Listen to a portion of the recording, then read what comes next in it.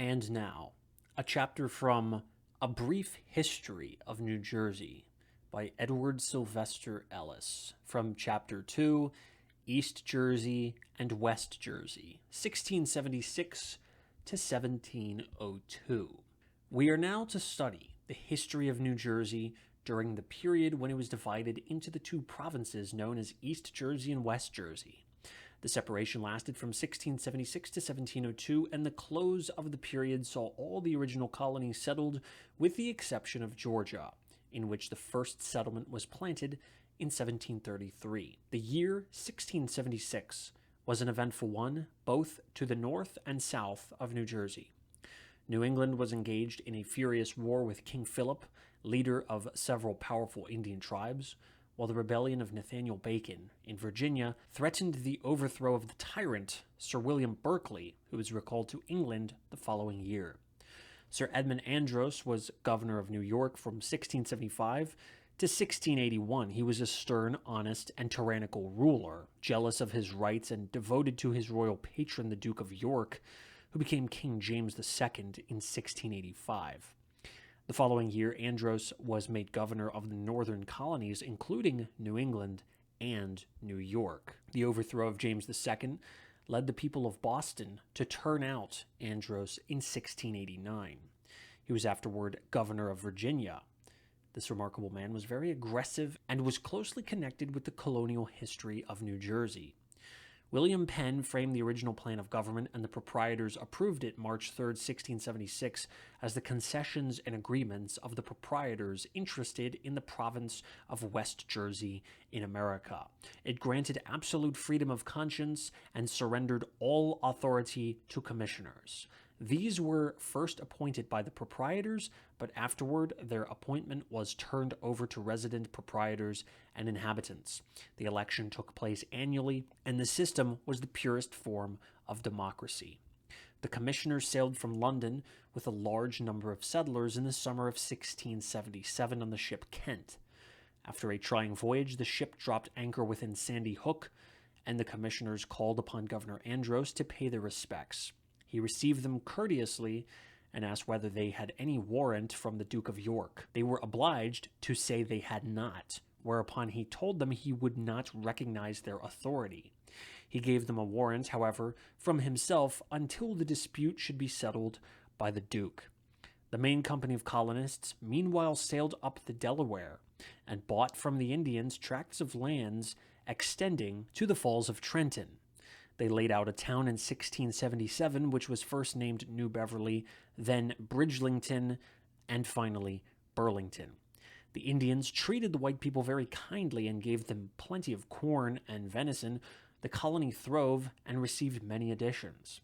Matters did not go so well in East Jersey, however. Governor Carteret tried by every means to add to the prosperity of the province. One step was to open direct trade with England without the payment of custom. Governor Andros forbade any ship to land on the Jersey shore until after it had paid an impost duty at Manhattan. Upon the death of Sir George Carteret in 1679, Andros claimed authority over the province and ordered Governor Carteret to give way. He indignantly refused. In April 1680, Andros sent a squad of soldiers to Elizabethtown, who dragged Governor Carteret from bed late at night and took him to New York, where he was placed on trial before Andros himself. The jury were ordered to find the prisoner guilty, but sturdily refused to do so. Carteret was kept in custody for some time until the question could be decided in England.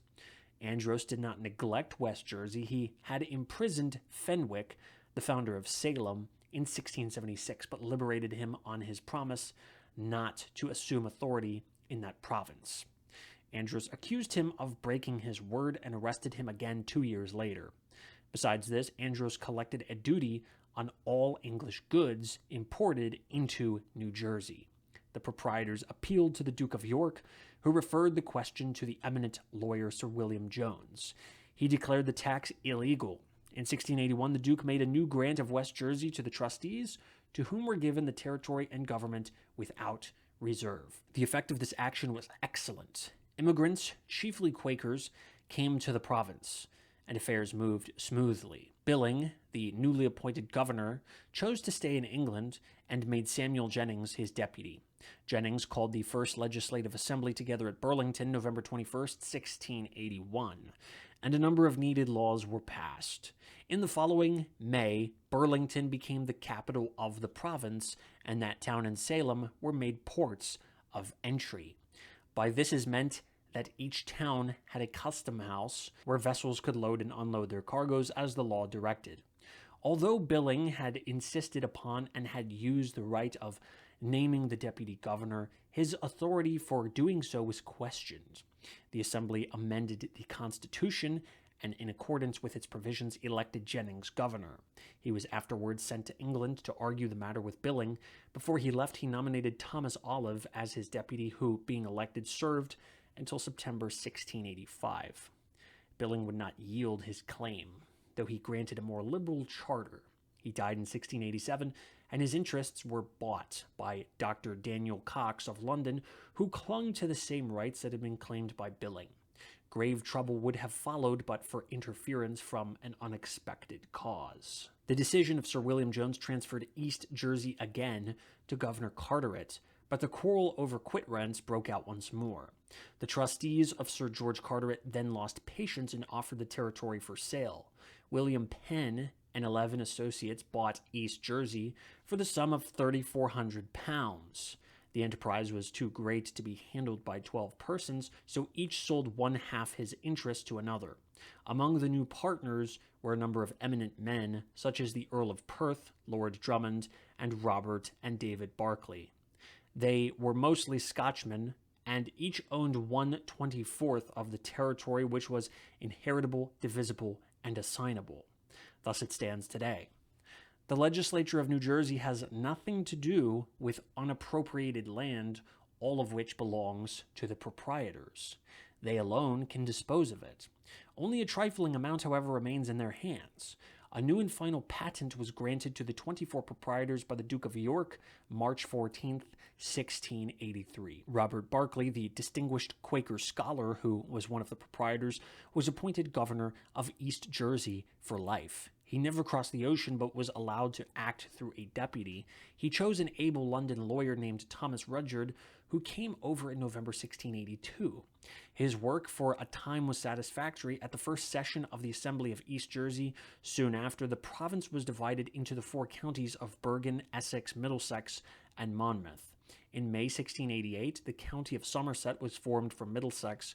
The boundaries of these and other counties have been changed from time to time as the necessity arose. Rudyard quarreled with Groom, the surveyor general, and suspended him from office. The proprietors thereupon turned Rudyard out and elected Gawen Laurie, a Scotch Quaker, in his place. He arrived early in 1684. His aim was to build up a port that would rival New York. He named the new metropolis Perth Amboy in honor of his friend, the Earl of Perth. He strove hard with his favorite project, but as we know, his dream was never realized. The bitter persecution of Scotch Presbyterians caused many to emigrate to this country, both under Charles II and James II. With a view of encouraging such people, the proprietors made Lord Neil Campbell deputy governor in 1686. He stayed only a short time, and upon sailing for England in March 1687, left Andrew Hamilton to act in his place. About this time, King James II showed a disposition to break the pledges he had made when Duke of York. He meant to get back New Jersey because of the large sum it would add to his revenues. All vessels going to the province were compelled to pay duties at New York. The collector complained that the law was evaded, and the English ministry ordered the issue of a writ of quo warranto against the proprietors. By this was meant an official inquiry into the warrant for the authority used by the proprietors. The result would have been the stripping of all power from them. Certain of what was coming, they surrendered in 1688 their claims to the jurisdiction of East Jersey, on condition that they kept their rights of property in the soil. A writ of quo warranto had already been issued against West Jersey, and in October she took the same action as East Jersey. You remember that Edmund Andros was made governor of the northern colonies, including New England and New York, in 1686, and once more he tried to interfere in New Jersey affairs. But his triumph was brief, for before the necessary papers were drawn up and signed, the English Revolution of 1688 to 89 drove James II from the throne. In East and West Jersey, the proprietors resumed authority, and matters went on as before. In East Jersey, Andrew Hamilton had been confirmed as the deputy governor of Andros. In the general overturn, he was so confused as to his duties that he sailed for England in August 1686 to get instructions from the proprietors. From that date until 1692, East Jersey had no government except that by her town and county officers. The proprietors sent a governor to the province in 1690 and another the following year, but the people rejected both. Hamilton was accepted in 1692 and was commissioned as governor of West Jersey, also inasmuch as Cox had abandoned the office. Several years of comparative quiet followed. All might have gone well, but for the endless quarrel over quit rents. The provincial courts decided against those who fell back upon their Indian titles, and the royal council reversed the decision. No governor could have used more tact than did Hamilton, but unfortunately the proprietors were compelled to remove him in 1697 because of a new law which prevented all Scotchmen from holding offices of public trust and profit. This disastrous change brought forward Jeremiah Bass. He claimed to have a commission as governor with the king's approval, but this was soon proved to be untrue, and he did not have enough proprietors' names to make his warrant valid. After Bass was rejected, he tried to get the better of his enemies by joining those who had opposed the proprietary government. His character, however, was such that he gained very few friends. At this critical juncture, New York made matters worse by renewing her claim of jurisdiction and ordered a duty to be paid on all East Jersey exports.